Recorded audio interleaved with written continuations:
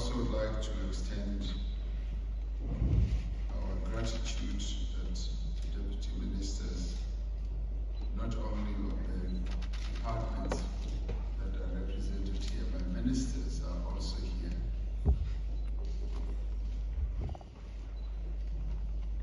MECs who are here present to support and accompany the Premier.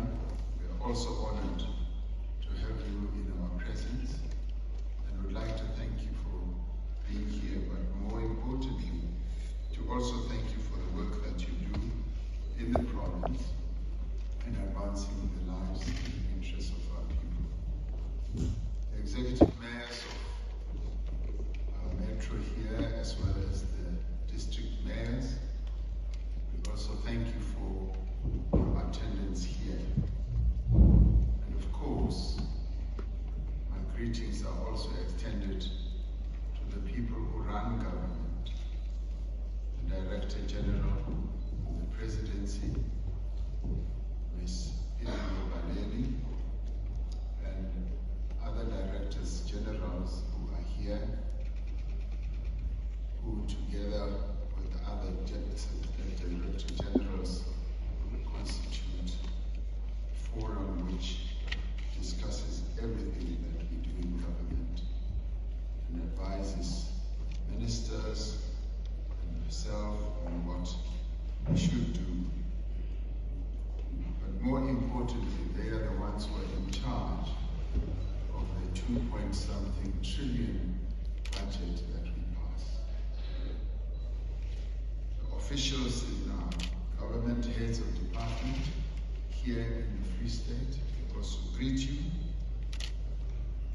And ladies and gentlemen, before we extending all that, I'm not so sure if any officials of the university are here. We have the honor of being received by the Chancellor, Vice Chancellor of the university, who was regaling us about the great works that are being done here. And she then told us that she was doing so because she also wanted to tell us very clearly that one of our cabinet ministers is a student. He's a doctoral student, he's doing his PhD here. And she says that gives the university great pride that none other than the Minister of Finance is doing his PhD.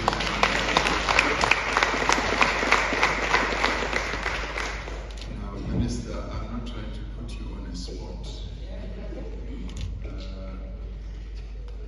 I'm not trying to put you on a spot that you should finish that PhD. People often register for PhDs and other studies, and they never finish. I've been such a culprit, but you must do better than me. So this university is a special one. But in my discussions with ministers, I said that we're not using our universities enough. We now need to, the Minister of Higher Education is not here, which I will discuss with him.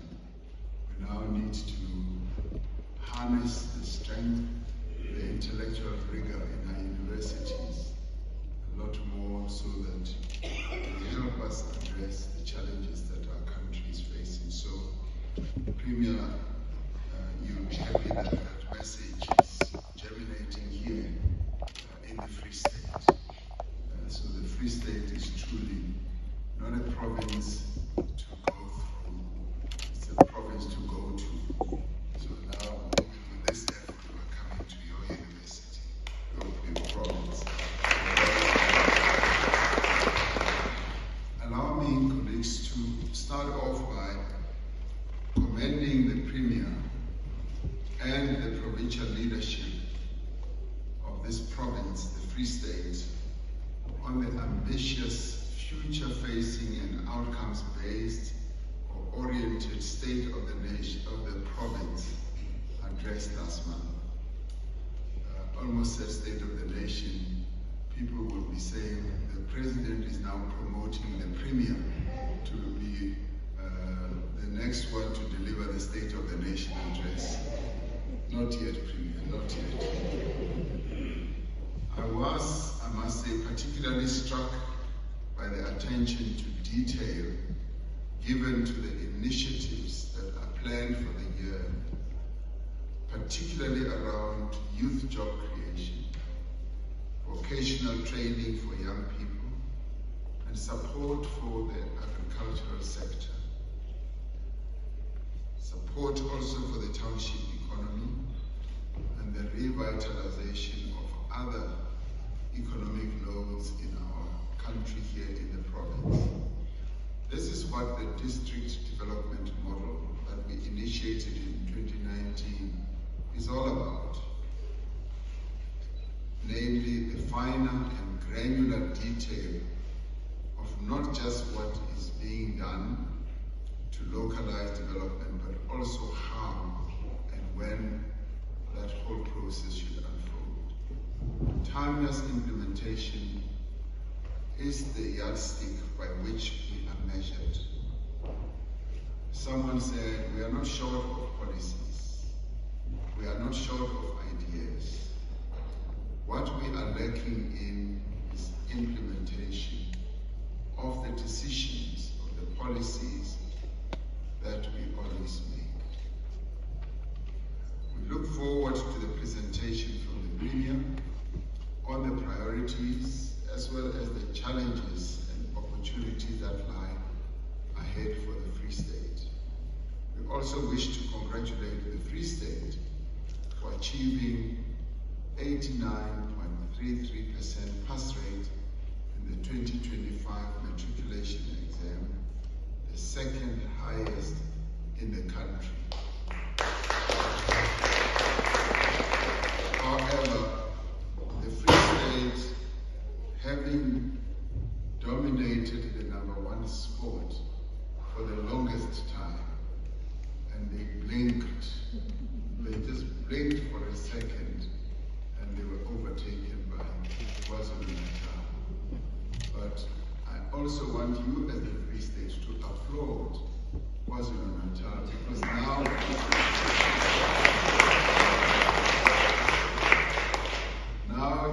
you've got a real competitor. And competition is good.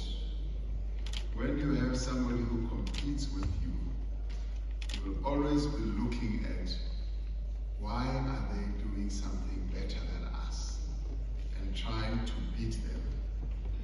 When I talk about competition, people always cringe.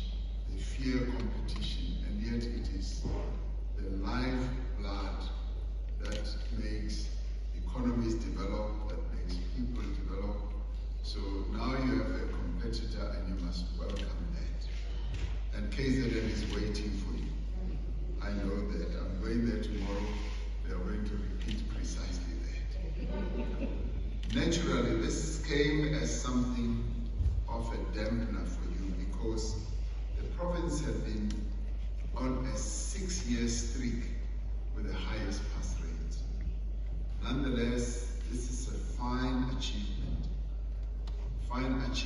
at 89, and soon you will be touching that holy grail of going above 90. And we wish you well in doing so.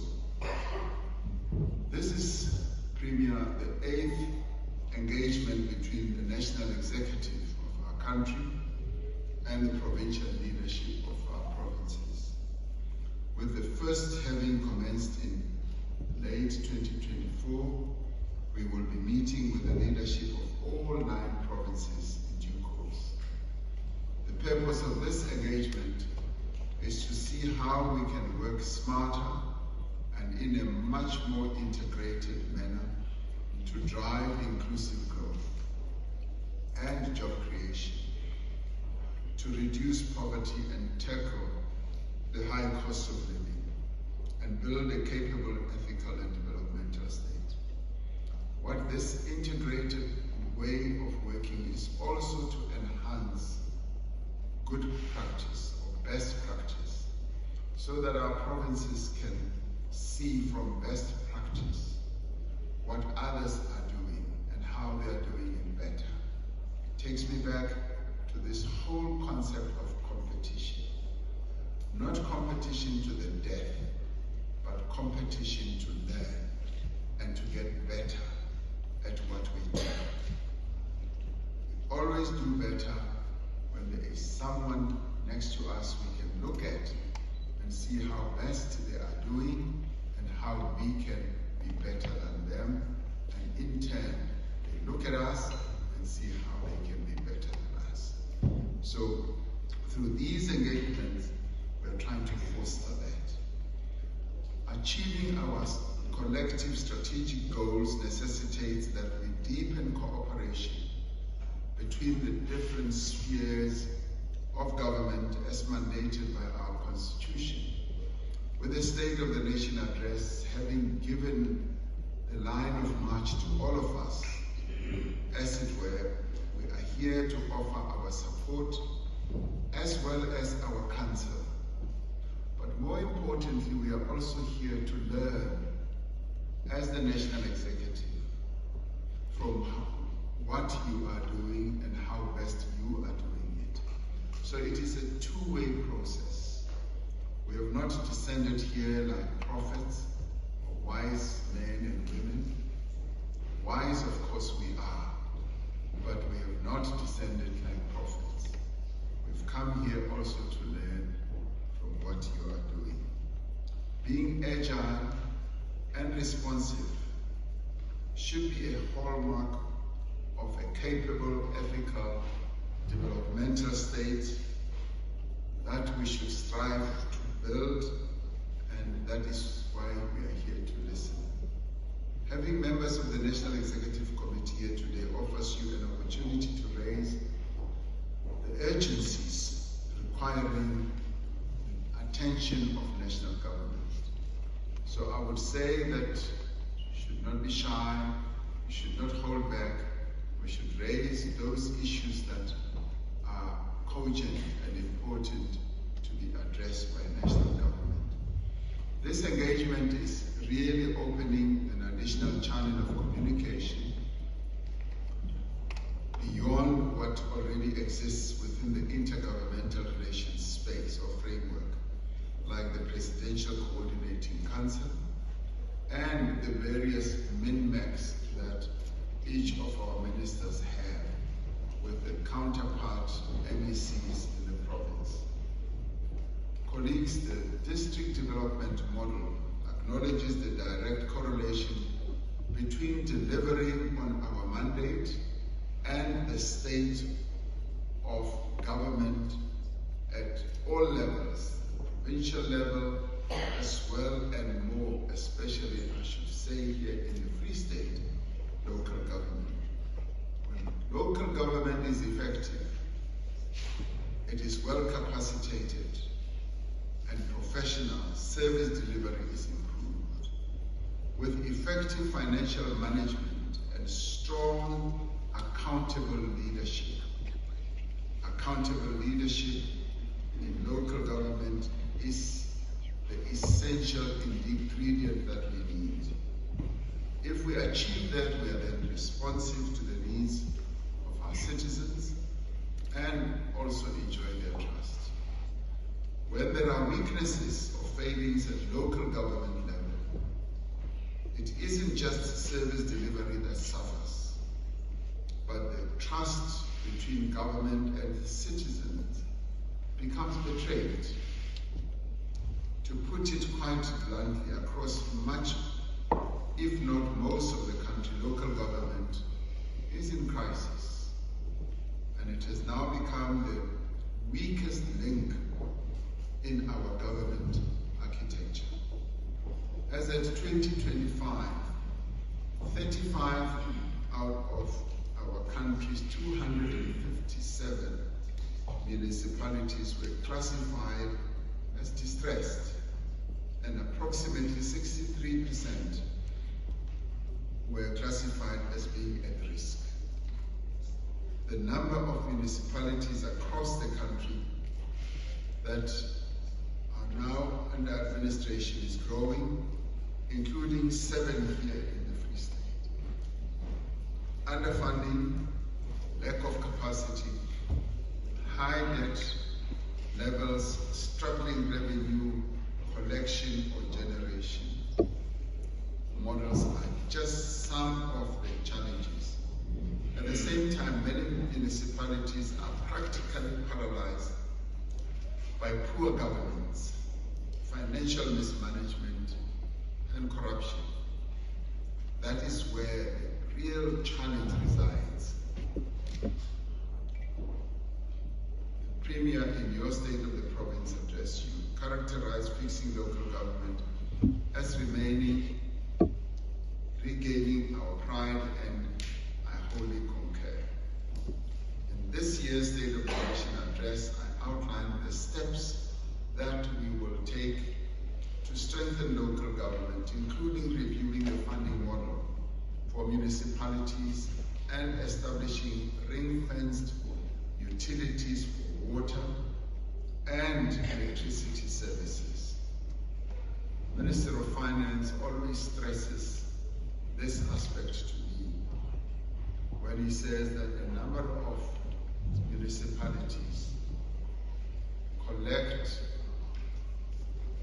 revenue for specific services such as water, and as soon as the money comes in, the money is not ring-fenced to maintain and to develop the water resource framework or infrastructure of the municipality. It is used for something else. It is used to pay salaries of the municipality, and as a result, the infrastructure is not maintained, and in the end it collapses because it has not been maintained, and the money is used for other things. What then results is that citizens stop paying. And as they stop paying because they are not getting a good service, they get angry.